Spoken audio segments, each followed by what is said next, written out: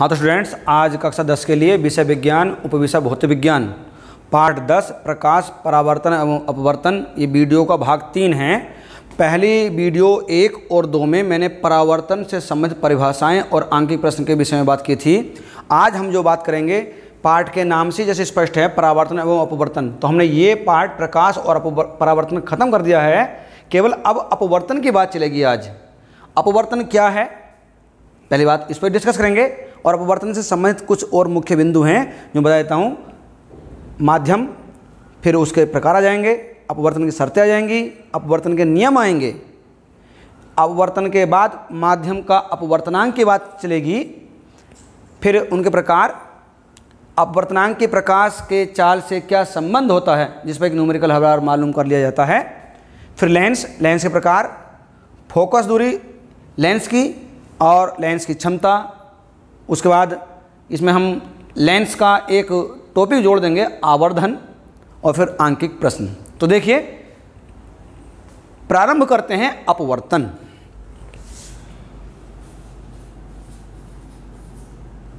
अपवर्तन को बोलते हैं रिफ्रैक्शन। अपवर्तन क्या है, पहले ये समझने की बात है भाई। अपवर्तन का मतलब है प्रकाश एक माध्यम से दूसरे माध्यम में जब जाए तो अपने मार्ग से विचलित होता है। अब यहां पर दो वर्ड आए, वर्ड कौन कौन से आए? विचलित होना और माध्यम। अब भाई जब तक हम इन दो वर्ड को सही से नहीं समझेंगे तब तक अपवर्तन समझ में आना ही नहीं। ये समझ में आ गया क्या अपवर्तन क्या है? प्रकाश का विचलन। एक माध्यम से दूसरे माध्यम में जाते समय प्रकाश अपने मार्ग से विचलित हो जाता है और प्रकाश के विचलित होने की घटना को ही अपवर्तन कहते हैं। अब भाई पहली बात तो समझिए विचलित क्या है। विचलित अर्थात हटना, डिस्टर्ब होना, अपने मार्ग से व्यवस्थित ना होकर के अव्यवस्थित हो जाना।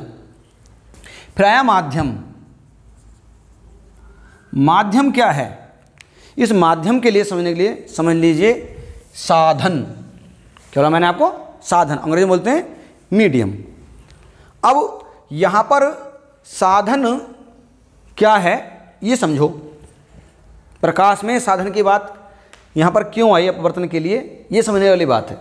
जैसे अब मैं कुछ भी आपको जो पढ़ा रहा हूं टॉपिक्स, तो मैं आपको समझाने के लिए अपनी वाणी का प्रयोग कर रहा हूं और ये मेरे स्वर जो है वायु के माध्यम से आप तक, कर्ण तक पहुंच रहे हैं, कान तक पहुंच रहे हैं।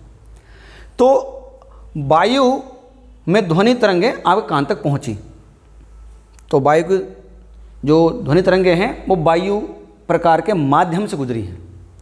अब ऐसे ही माध्यम अर्थात साधन की हम बात यहाँ कर रहे हैं। अब ये साधन जो मैं माध्यम के रूप में बोल रहा हूँ, यहाँ पर हम कितने प्रकार पढ़ेंगे? यहाँ 2 प्रकार के माध्यम पढ़ेंगे। एक तो विरल और सघन। विरल को बोलते हैं रेयरर और सघन को बोलते हैं डेंसर। अब ये विरल और सरल क्या है, विरल और सघन क्या है, ये वाली बात है बच्चों। कहीं विरल की जगह सरल भी लिखा हुआ हो सकता है, दोनों विरल और सरल एक ही होता है, सघन इसका दूसरा भाग है। तो देखिए, पहली बात तो आप यदि क्षेत्रफल की बात करते हैं तो 2 बीमा की बात करते हैं, ठीक। आयतन की बात करते हैं तो 3 बीमाओं की बात करते हैं।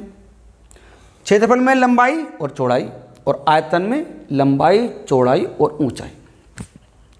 अब यदि मैं इकाई क्षेत्रफल की बात करता हूं, अर्थात 1 मीटर लंबाई 1 मीटर चौड़ाई, उसके अंतर्गत जितने भी वस्तु या पदार्थ या कण हैं उसकी तुलना उसी प्रकार के बीमाओं वाले जो माप हैं उनमें कण या इकाई या वस्तुओं की संख्या चेक करें और संख्याओं की तुलना करने पर पता चले कि एक में तो ज़्यादा है और एक में कम है। जहाँ पर कम होगा समझ लीजिए वह क्या है? विरल है। विरल को हम सरल भी कह देंगे। और जहाँ पर ज़्यादा है वहाँ पर सघन अर्थात अधिक है। ये तो बात है 2 विमीय में। 3 विमीयों में वही बात रहेगी। इकाई आयतन में यहाँ क्षेत्रफल चलेगा। इकाई क्षेत्रफल में यदि माध्यम के कणों की संख्या ज़्यादा है तो वह सघन माध्यम होगा, और इकाई क्षेत्रफल में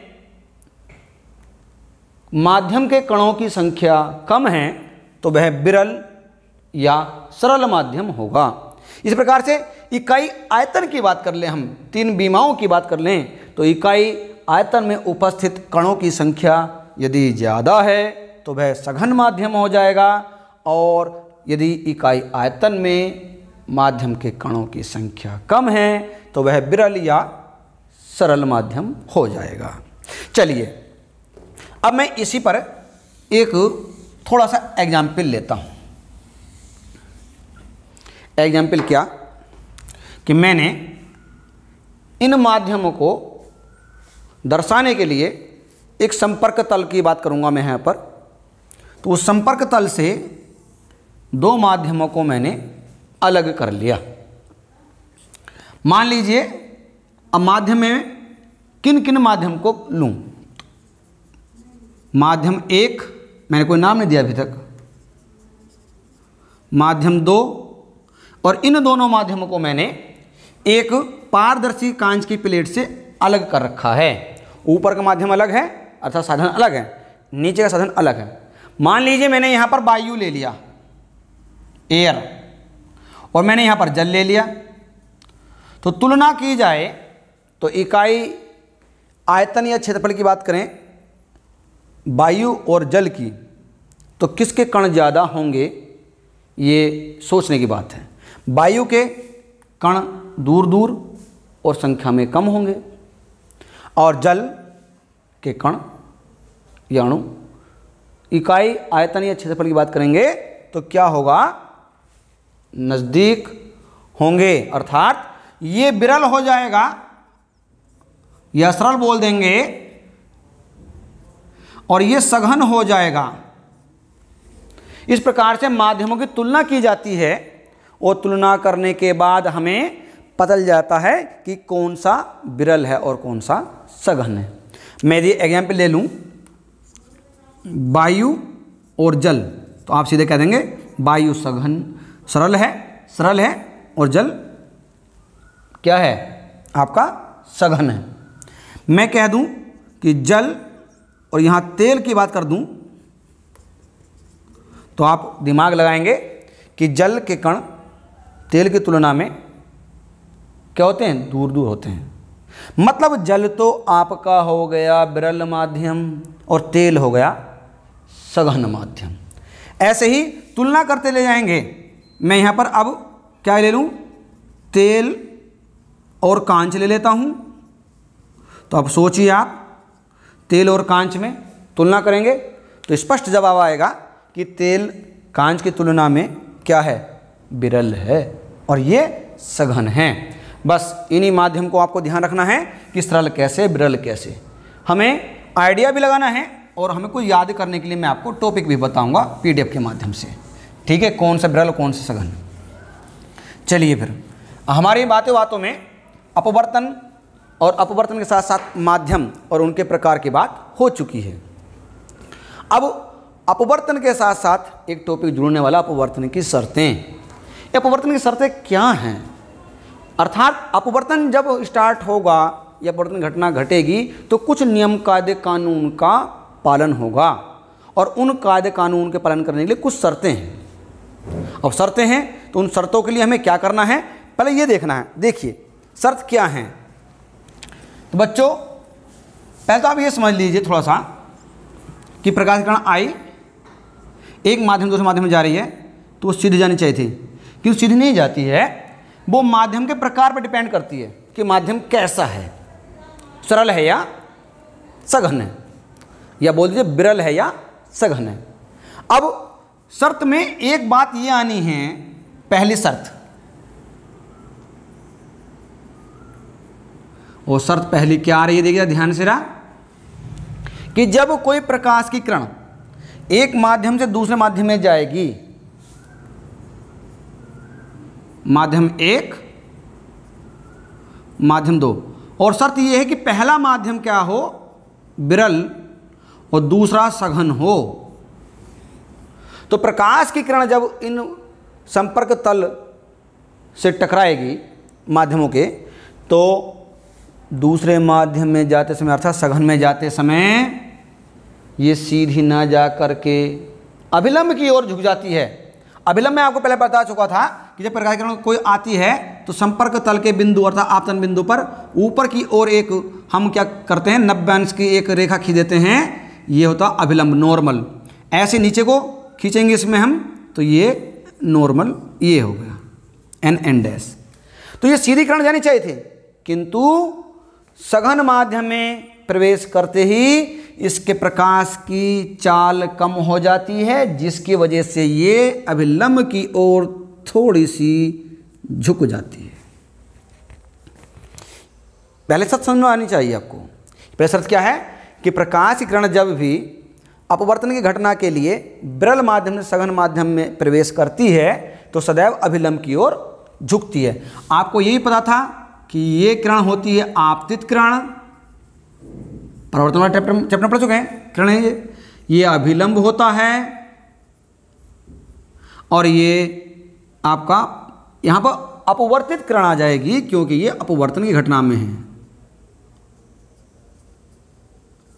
अपवर्तित किरण। अब देखिए, एक शर्त तो आपने समझ ली, दूसरी शर्त समझते हैं। शर्त नंबर 2, जब प्रकाश की किरण, हम पहले पढ़ा चुके हैं कि उत्क्रमणीयता के गुणों को फॉलो करती है, तो यहां पर जस्ट इस शर्त का यदि हम उल्टा कर दें, उल्टा कैसे है कि जो विरल माध्यम है और नीचे सघन माध्यम है, मैं इनको इंटरचेंज कर देता हूं।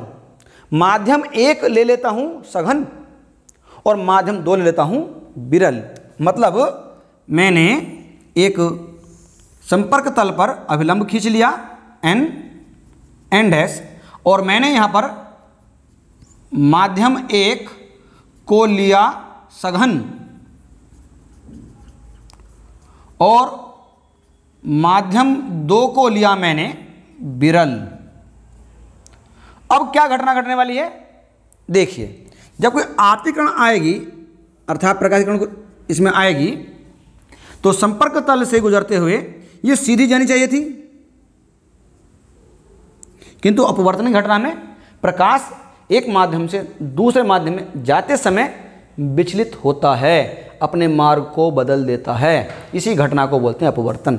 तो यहाँ पर क्या है, यह सघन है, अब यहाँ विरल है। जब ये विरल है तो प्रकाश की उत्क्रमणीयता के गुण के आधार पर पहले तो ये अभिलंब की ओर झुक रही थी, किंतु अब उल्टा हो जाएगा मामला, ये अभिलंब से दूर जाएगी। अभिलंब ये है ना एन डैश, तो यहाँ से थोड़ी सी दूर हो जाएगी। मतलब पहले तो झुकी अभिलंब की ओर क्योंकि विरल से सघन में आ रही थी, अब सघन से विरल में जा रही है, अब मामला उल्टा हो जाएगा, अभिलंब से झुकेगी नहीं बल्कि दूर जाएगी। ये शर्त नंबर 2 है। जब भी कोई प्रकाश की आपतित किरण होगी अभिलंब से हमेशा दूर जाएगी। शर्त यह है कि माध्यम सघन से विरल की ओर ट्रांसफर हो। चलिए शर्त 3 देखते हैं। तीसरी शर्त में क्या होगा, भाई हमारे पास संपर्क तल है, ठीक, और संपर्क तल पर एक आपतित किरण यदि बिल्कुल लंबवत डाली जाए, ये संपर्क तल है और यहाँ माध्यम 1 और माध्यम 2 है, यहाँ पर आप मुक्त हैं कि कोई सा विरल या कोई सा सघन ले सकते हैं, चाहे ऊपर विरल लें नीचे सघन लें, चाहे ऊपर सघन लें नीचे विरल लें। इस तीसरी शर्त में कोई लायबिलिटी नहीं है कि हमें यही रखना है। तो जैसे कोई लंबवत किरण आएगी प्रकाश की, संपर्क तल से टकराते हुए सीधे आर पार बिना विचलित हुए अपवर्तित हो जाएगी। मतलब यहाँ पर ये लंबवत होनी चाहिए आपतित किरण, तो यहाँ पर विचलन की घटना नहीं घटेगी, अपवर्तन घटना नहीं घटेगी, सीधे आर पर निकल जाएगी। चलिए, अब ये 3 शर्तें हैं, इन 3 शर्तों का प्रयोग करके ही हम आगे जो हमारे महत्वपूर्ण टॉपिक्स हैं उनका उपयोग करेंगे। चलिए अब अगली बात करते हैं। हमारा जो टॉपिक आएगा, अब अपवर्तन के शर्तों के बाद अपवर्तन के नियम आ जाएगा। अब आपको बड़े आराम से अपवर्तन और अपवर्तन के नियम समझ में आ जाएंगे, क्योंकि आपने अपवर्तन की जो मेन चीज़ें थीं वो सावधानी से सीख ली हैं और देख ली हैं। तो देखिए, एक तो ये संपर्क तल है, यहाँ पर माध्यम 1 मैंने शो कर दिया है, यहाँ माध्यम 2 शो कर दिया मैंने, दिखा दिया है। मान लीजिए यहाँ पर वायु है और यहाँ पर जल है, अर्थात ऊपर जो है वो विरल है और नीचे क्या है, सघन है माध्यम, ठीक है ना। चलिए, अब हमको ये भी पता है जब प्रकाश किरण आएगी तो अपवर्तित होगी, अपवर्तित होगी तो मान लीजिए मैंने एक प्रकाश किरण यहाँ पर आपतित की, आपतन बिंदु पर मैंने अभिलंब खींच लिया, ठीक है, ये आपतित किरण हुई, ये आपतन बिंदु हो जाएगा यहाँ पर, आपतन बिंदु, और जो हम आपतन बिंदु पर खींच रहे हैं अभिलंब,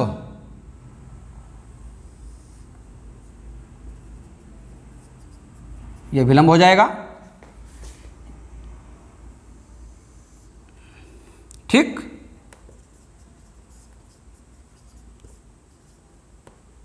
अब ये किरण चूंकि विरल से सघन में जा रही है, सीधी ना जा करके शर्त नंबर 1 के अनुसार अभिलंब की ओर थोड़ी सी झुक जाएगी।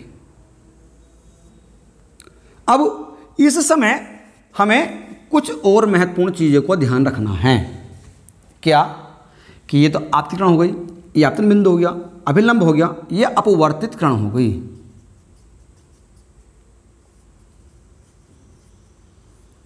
चूंकि ये मार्ग से विचलित हुई है इसलिए अपवर्तन की घटना है। अब इस चित्र को कंप्लीट करने के बाद ही हमें अपवर्तन के नियम समझ सकते हैं।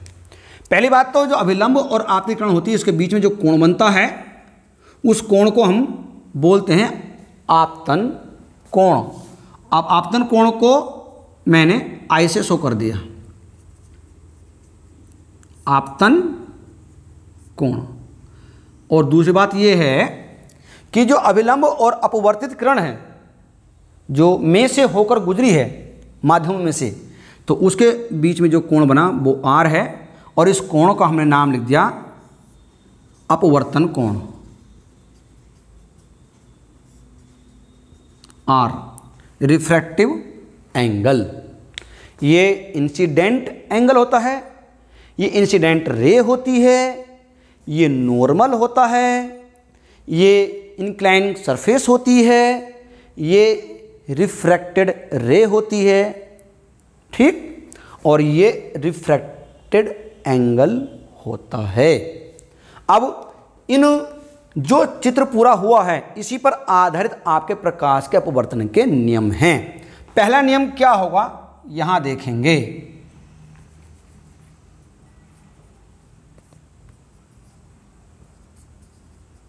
प्रकाश अपवर्तन के नियम। देखिए नियम नंबर 1 क्या है।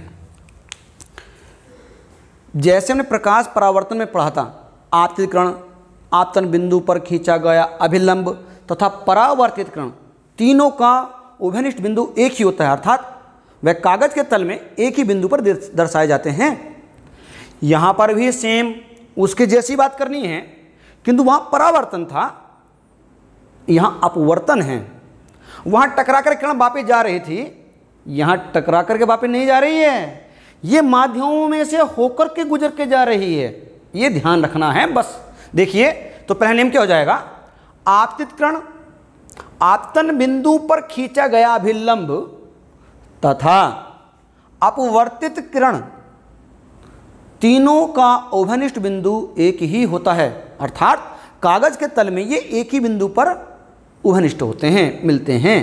तो यहाँ पर यदि मैं इसको ए लिख दूँ, यहाँ ओ लिख दूँ, यहाँ एन लिख दूँ, इसको एन डैश लिख दूँ और यहाँ पर बी लिख दूँ, तो जरा दिमाग लगाइए, O A O N dash O B, इनमें एक ही उभयनिष्ठ बिंदु है, कॉमन पॉइंट एक ही है ओ, अर्थात ये तीनों एक ही बिंदु पर मिल रहे हैं। पहला नियम यही है। ठीक, चलिए एक बार रिवाइज कर देता हूँ दोबारा से। आपतित किरण, आपतन बिंदु पर खींचा गया अभिलंब तथा अपवर्तित किरण का उभयनिष्ठ बिंदु एक ही होता है। इस नियम को ही हम अपवर्तन का प्रथम नियम कहते हैं। अब नियम नंबर 2 देखेंगे। अब नियम नंबर 2 को याद करने के लिए आपको थोड़ी सी और एक्स्ट्रा चीज़ सोचनी पड़ेगी। पहली बात किया, पहले याद करने का तरीका क्या है, देखो कि यहाँ पर अपवर्तन की घटना है, एक बात। फिर ये देखो माध्यम 2 हैं, दूसरी बात हो गई। अब तीसरी बात ये देखना है कि प्रकाश जो भी भेजेंगे हम, वो प्रकाश एक ही प्रकार का होना चाहिए, अर्थात एक ही रंग का होना चाहिए।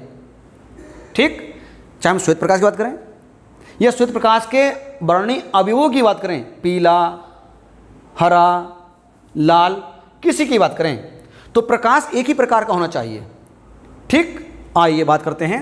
तो किसी एक ही रंग के प्रकाश के लिए 2 माध्यमों से गुजरने पर आपतन कोण की जिया अर्थात साइन, कक्षा 10 में मैं आपको बता दूंगा और आपने पढ़ भी लिखा होगा मैथ में कि लाल बटे कक्का से आपने साइन, कोस, टेन, कोट, सेक, कोसेक फॉर्मूले याद कर रखे होंगे त्रिकोणमितीय अनुपात के लिए। तो उसमें एक वर्ड आता है साइन, तो जिया बोलते हैं हिंदी में उसको। तो आपतन कोण की जिया और अपवर्तन कोण की, ठीक, ये अपवर्तन कोण है, अपवर्तन कोण की जिया का अनुपात सदैव नियत रहता है।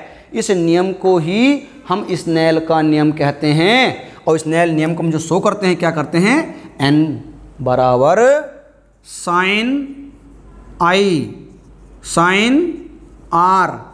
अब आई क्या है आपको पता है, इंसिडेंट एंगल, आपतन कोण। आर क्या है आपका रिफ्रैक्टेड एंगल, अपवर्तन कोण। इन दोनों कोणों की जिया का अनुपात सदैव नियत होता है, अर्थात हम इस नियत को एक अनुपात, शुद्ध अनुपात से शो कर देते हैं। इसका मात्रक कुछ नहीं होता है क्योंकि ये शुद्ध अनुपात है, शो करते हैं n से। कहीं कहीं किताबों में बच्चों आपको ये n की जगह म्यू से भी लिखा हुआ मिलेगा। इस शुद्ध अनुपात को बोलते हैं हम क्या, स्नेल का नियम। चूँकि ये स्नेल नाम के साइंटिस्ट ने दिया था, इसलिए इसको स्नेल के नियम से भी जाना जाता है। तो इन दोनों नियमों का बहुत महत्वपूर्ण स्थान है कक्षा 10 के लिए। आपको ये तैयार करना, न्यूमेरिकल भी इसको मिलता है। चलिए अब हम बात करते हैं माध्यम का अपवर्तनांक की बात करते हैं।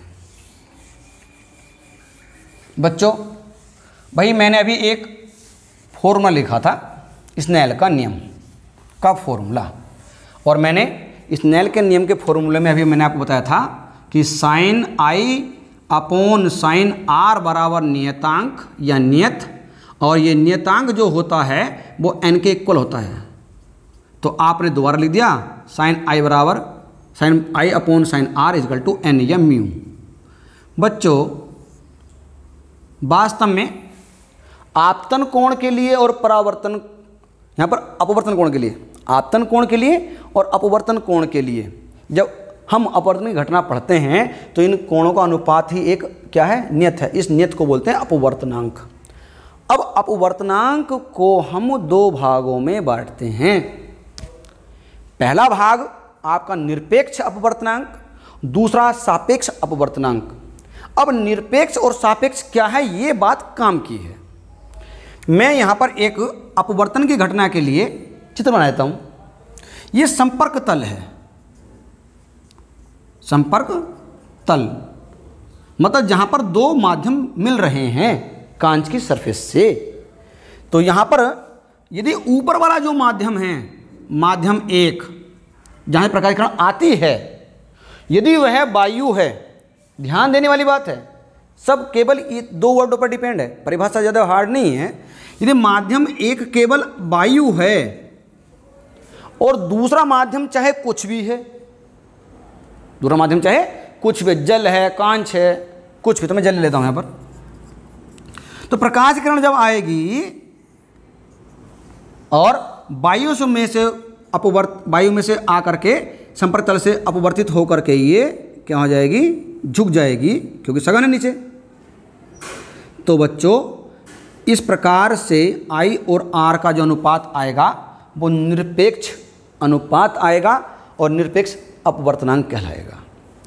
ध्यान रखना कि वायु से किसी भी माध्यम में जा रही हो और अपवर्तनांक निकाल रहे हो, स्नेल का नियम लगा रहे हो, तो निरपेक्ष अपवर्तनांक कहलाएगा।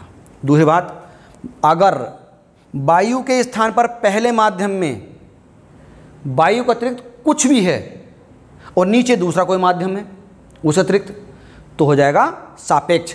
तो मतलब वायु ऊपर नहीं होना चाहिए, यहाँ जल हो, यहाँ कांच हो, यहाँ कांच हो, यहाँ डायमंड हो, तो समझ लीजिए क्या हो जाएगा, ये सापेक्ष रिलेटिव इंडेक्स हो जाएगा, रिफ्रैक्टिव इंडेक्स हो जाएगा। तो बस यही आपको दो याद रखने थे, वायु है तो निरपेक्ष है, नीचे कुछ हो सकता है, ऊपर वायु अतिरिक्त और कुछ हो और नीचे और अन्य माध्यम हो तो सापेक्ष हो जाएगा। अब अगली बात करते हैं, अपवर्तनांक का प्रकाश की चाल से क्या संबंध है। तो बच्चों मैंने एक एग्जाम्पल दे रहा हूं आपको, मैं उसी से परिभाषा बन जाएगी बड़े आराम से। माध्यम एक हमारे पास वायु है, ठीक, और माध्यम 2 हमारे पास जल है। जल मतलब कोई सा भी माध्यम, जल हो, तेल हो, कांच हो, कुछ भी। तो ऐसी स्थिति में यदि मैं बात कर रहा हूं कि प्रकाश की चाल की संबंध की, तो प्रकाश की चाल संबंध का हम जब भी प्रयोग करते हैं हम वायु ऊपर लेकर चलते हैं। अब ऐसी स्थिति में जब हम कोई प्रकाशीकरण अपवर्तन की घटना के लिए शो करते हैं तो आपतित किरण अभिलंब और ये सीधी किरण न जा करके सेकंड माध्यम में झुकेगी, क्योंकि ये द्वितीय नियम को फॉलो कर रही है। यहाँ पर क्या होगा, ये इस प्रकार से आपतित किरण ये रही आपकी, अभिलंब आपका ये रहा, और उसके बाद आपतन बिंदु ये रहा,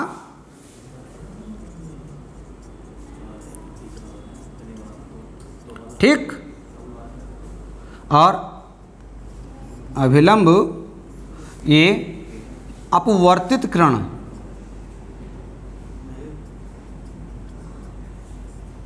ठीक है। अब चूंकि यह वायु है, जब हम अनुपात निकालेंगे अर्थात स्नेल का नियम लगाएंगे, तो यहाँ पर ऊपर की जो बात रहे साइन आई के लिए और साइन आर के लिए, इस अनुपात को हम जो है प्रकाश का वायु में चाल और प्रकाश की अन्य माध्यम में चाल के अनुपात को हम लिख देते हैं। तो यहाँ पर प्रकाश की चाल माने C मान लिया, हिंदी में देता हूँ, प्रकाश की चाल, और यहाँ पर प्रकाश की अन्य किसी माध्यम में चाल, अन्य किसी माध्यम में चाल। अब इस संबंध को ही हम कई न्यूमेरिकल में लगाते हैं और इस संबंध का प्रयोग हम करते हैं अंक के प्रश्न में। शॉर्टकट में क्या लिखेंगे हम, n बराबर, n मतलब एयर से गए और यहाँ पर क्या मान रहे हैं, कोई दूसरा माध्यम या वन माध्यम से 2 में, ठीक है। तो मैं यहाँ पर कुछ नहीं लिख रहा हूँ, जब जरूरत पड़ेगी तो बताएंगे आपको हम। तो मान लिया ऊपर क्या, प्रकाश की चाल वायु में है,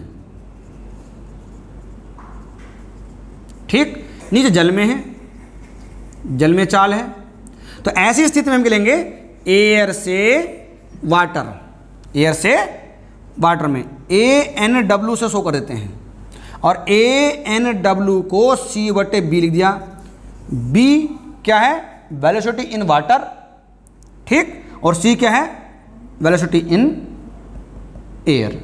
इस प्रकार से हम जो है इनको शो कर देते हैं और न्यूमेरिकल को हम यूज कर देते हैं। एक मैं न्यूमेरिकल बता देता हूँ ऐसी मूजबानी। अब देखिए, मान लीजिए एक प्रकाश किरण जो है वायु से जल में जा रही है। ये वायु उधर अर्थात विरल है, ये जल है, सघन है, ठीक। ये विरल माध्यम है, ये सघन है। हम जानते हैं जब एक माध्यम दूसरे माध्यम में जाएगी वो भी सघन में जाएगी तो ये अभिलंब की ओर झुक जाएगी, क्योंकि सघन माध्यम में प्रकाश के चाल घट जाती है, क्योंकि सघन माध्यम में कणों की संख्या ज़्यादा होती है और प्रकाश चाल घटने से वह अभिलंब की ओर झुक जाती है। कभी कभी कारण भी मालूम कर लेता है, ठीक है। तो ये n हो गया, ये n डैश हो गया, a है, o है और ये b है। अब मान लिया यहाँ पर तो प्रकाश की चाल हमने दे रखी है 3 × 10⁸ मीटर पर सेकंड, प्रकाश चाल इतनी होती है वायु में।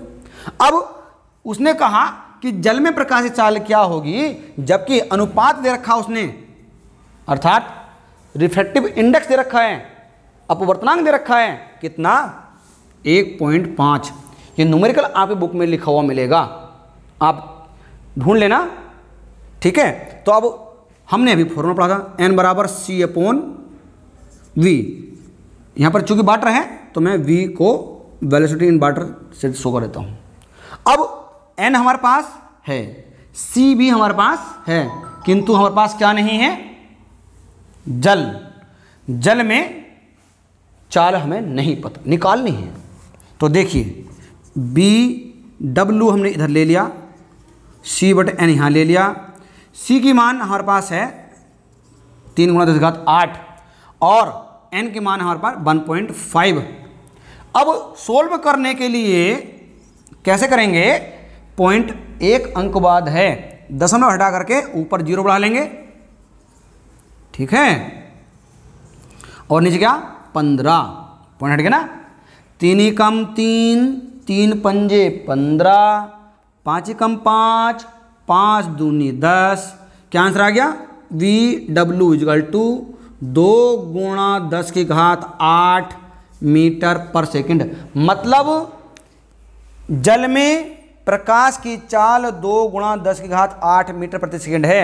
ये न्यूमेरिकल मैंने आपको समझा दिया, कई बार आपको मालूम कर लिया गया है। अब बात करते हैं क्या, लेंस की। देखिए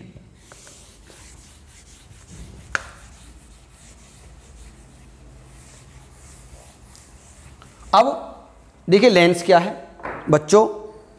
लेंस जो है 2 वक्र तलों से, ठीक, या एक समतल और एक वक्र तल से घिरी हुई पारदर्शी माध्यम का एक साधन होता है। अब वक्र तल क्या, मान लें एक वक्र तल ये है, एक वक्र तल ये है, ठीक, ऐसा हो सकता है। ये वक्र तल ऐसे भी हो सकते हैं, इसके घूमे तल पीछे मिला दिए मैंने इस तरह से, या फिर मैं इनको अभी कहा एक वक्रतल एक समतल, ये ऐसे हो सकता था। जब कांच की सतहों को इस प्रकार से रखा जाता है कि उनमें या तो 2 वक्रतल हों, एक वक्रतल ये, एक ये, एक ये, एक ये, और या फिर एक समतल और एक वक्रतल हो, ठीक, तो उन प्रकार के साधनों से जो निर्मित आकृति है वह क्या है, लेंस है। लेंस एक पारदर्शी माध्यम होता है जिसमें 2 वक्रतल या एक समतल और एक वक्रतल होता है। ये वक्रतल है, ये वक्रतल है, ये वक्रतल है, ये वक्रतल है, अर्थात ये घूमी हुआ करती है। यहाँ पर एक समतल तल है और ये वक्रतल है, ठीक। अब मुख्य रूप से लेंस के प्रकार की बात करूँ मैं तो केवल 2 प्रकार के होते हैं। इस प्रकार की आकृति यदि बन जाए तो उत्तल लेंस होगा, और यदि इस प्रकार का आकृति बन जाए, दर्पणों द्वारा बना दी जाए, तो क्या बन जाएगा, ये अवतल लेंस होगा। अब ये सब जो भाग हैं, ठीक, जो समतल और एक वक्रतल की बात कर रहे हैं, ये इन्हीं के अंश होते हैं, इन्हीं से निर्मित होते हैं, इन्हीं के ये उपभाग हैं। तो यहाँ पर केवल हम अपने पाठ में 10th के सिलेबस में केवल हम उत्तल और अवतल लेंस की बात करने वाले हैं।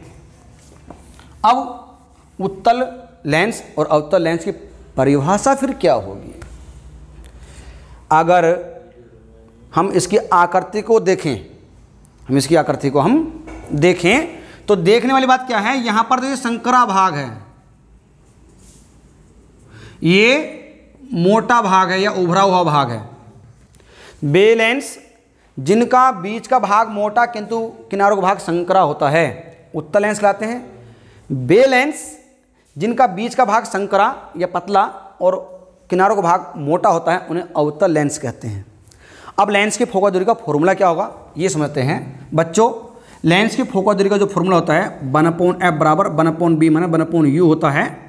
ठीक, पहले सिलेबस में इन फॉर्मूलों को प्रूवमेंट करने के लिए आता था, किंतु अब जो है अब नए सिलेबस में प्रूवमेंट हटा दी गई है, इसलिए मैंने आपको फॉर्मूला डायरेक्ट लिखा दिया है। u क्या होगा ये बात कायदे की है, b क्या है ये बात बताने वाली है बच्चों।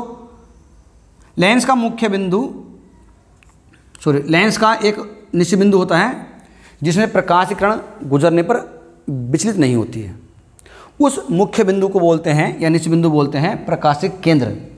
ठीक, ऑप्टिकल सेंटर इसे शीशे या ओ से प्रदर्शित करते हैं। और यहाँ से इन प्रकाशिक केंद्रों के यदि हम बात करें वक्रता त्रिज्याओं की, तो लेंस की वक्रता त्रिज्या भी होती हैं, ये वाले वक्रतल होते हैं, ये वाले। इन त्रिज्याओं के एक इधर C1 सेंटर होता है, एक उधर C2 सेंटर होता है। इन दोनों के साथ साथ जो आकृति बनी है वो क्या है, लेंस आकृति। अब इन्हीं से संबंधित हम बात करते हैं, जहाँ पर किरणें फोकस होती हैं लेंस के लिए, वह उसका फोकस बिंदु कहलाता है। ठीक है, अब मैं यहाँ पर केवल फोकस बिंदु दिखाऊंगा। ठीक, ये फोकस बिंदु हो गया। जहाँ वस्तु रखी होती है वह initial distance from the lens, अर्थात लेंस से आरंभिक दूरी होती है, उसे यू से शो करते हैं। जहाँ पर वस्तु का प्रतिबिंब बनता है, ठीक, वह दूरी होती है बी मतलब जहाँ इमेज फॉर्म हो रही है। ठीक है, एफ क्या, फोकस दूरी, तो यू बी एफ में ये संबंध होता है लेंस के लिए। अब लेंस की क्षमता की बात करते हैं बच्चों, लेंस की क्षमता की बात करते हैं। देखिए ना, तो मैंने अभी लेंस से फॉर्मूला पढ़ाया फोकस दूरी का। ठीक, यदि हम फोकस दूरी को उल्टा कर दें, ठीक है, लेंस की क्षमता के लिए बात करें हम, तो क्या होता है, पावर ऑफ लेंस, किसी लेंस की फोकस दूरी का व्युत्क्रम उसकी क्षमता कहलाता है।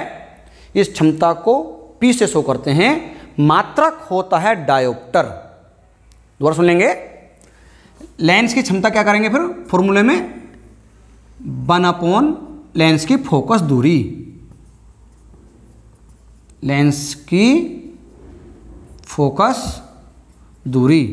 अब शर्त एक भी है, क्या, अगर फोकस दूरी f मीटर में है तब फॉर्मूला ये होता है 1/f, P बराबर 1/f, P फॉर पावर। ठीक, मात्र होता है dioptre, D for dioptre, Hindi में लिखते हैं डायोप्टर, डायोप्टर। ठीक है, और यदि ये दूरी सेंटीमीटर में हो लेंस के फोकस की, फोकस दूरी क्या है सेंटीमीटर में हो, तो P बराबर 100/f, यहाँ सेमी में लिखना पड़ेगा आपको, डायरेक्ट फॉर्मूले के लिए यूज कर सकते हैं। अब आगे प्रश्न दे देता हूँ एक मैं इसी पर बच्चों। मान लीजिए हमारे पास एक लेंस है, और बच्चों ये भी ध्यान रखना है, अवतल लेंस की जो फोकस दूरी होती है, ठीक, वह माइनस की होती है, और उत्तल लेंस की फोकस दूरी वो प्लस की होती है। मान लीजिए मेरे पास एक उत्तल लेंस है और इसकी फोकस दूरी हमारे पास कितनी है,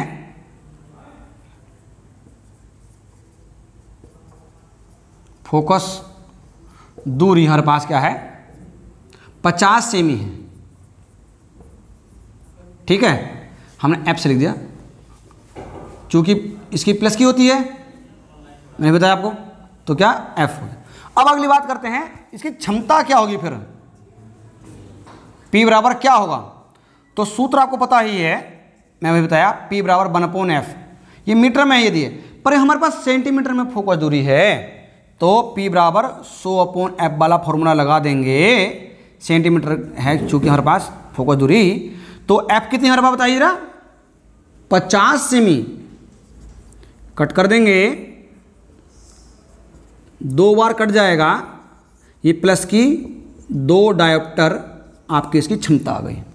यदि यहाँ पर अवतल होता तो F माइनस का होता, तो यहाँ पर आंसर में माइनस का ही आता। दृष्टि दोष वाले चैप्टर में भी इसका आपका लेंस के लिए बात चलेगी, ठीक है। तो आज मैंने आपको इस चैप्टर में संबंधित प्रकाश का अपवर्तन, माध्यम अपवर्तन की शर्तें, प्रकाश अपवर्तन के नियम, माध्यम का अपवर्तनांक, निरपेक्ष अपवर्तनांक, सापेक्ष अपवर्तनांक, अपवर्तनांक की प्रकाश के चाल में क्या संबंध है, लेंस के प्रकार, लेंस की फोकस दूरी का सूत्र, लेंस की क्षमता और उससे संबंधित प्रश्न बताए हैं। अब आगे देखिए, बचा हुआ जो कार्य है वह PDF के माध्यम से आपको मिल जाएगा। अधिक से अधिक इस वीडियो को देखिए, समझिए। कक्षा 11 और 12 का संबंध इस चैप्टरों से होता है। 10 का बेस बहुत ज़रूरी होता है, इसलिए 10th की जो वीडियोज़ हैं बहुत ध्यान से देखें, शेयर कीजिए और लाइक कमेंट दीजिए। Thank you.